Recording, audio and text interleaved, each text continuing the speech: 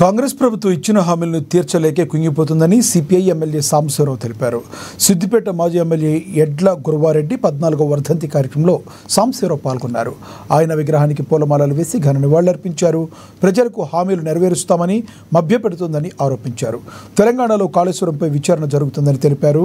Air India ప్రమాదంలో మాజీ CM మరణించడం దురదృష్టకరమన్నారు.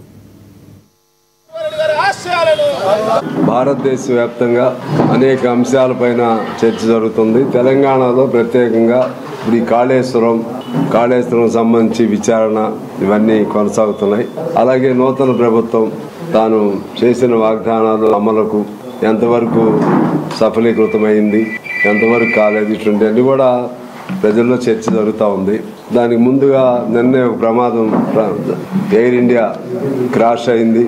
దానిలో దాదాపు 300 మంది మరణించారు. వారికి సంతాపం తెలియజేస్తూనే ఇటువంటి ప్రమాదాలు జరగకుండా భద్రతను తీసుకోవడంలో విమానయాన సంస్థ కానీ లేకపోతే కేంద్ర ప్రభుత్వం కానీ విఫలమైందని నేను తెలియజేస్తా ఉన్నాను. ఇలా విలువైన అనేక ప్రాణాలు, ఒక ముఖ్యమంత్రితో సైతం ప్రాణాలు కోల్పోవటం చాలా విచారకరం. దీనిపైన విచారణ చేయాలి. భవిష్యత్తులో ఇటువంటి ప్రమాదాలు జరగకుండా ప్రభుత్వం కఠినంగా వ్యవహరించాలి. 4వ ఆర్థిక వ్యవస్థగా పెరిగాము, ఇటువంటి మాటలు చెప్తా ఉన్నారు. ఇక అమెరికా, చైనా, జర్మనీ ఆ 3 మిగిలినాయి. ఆ జపాన్ అంటే 4వ స్థానంలో మనం ఉన్నాం. రేపు జర్మనీని కూడా దాటిపోతాం.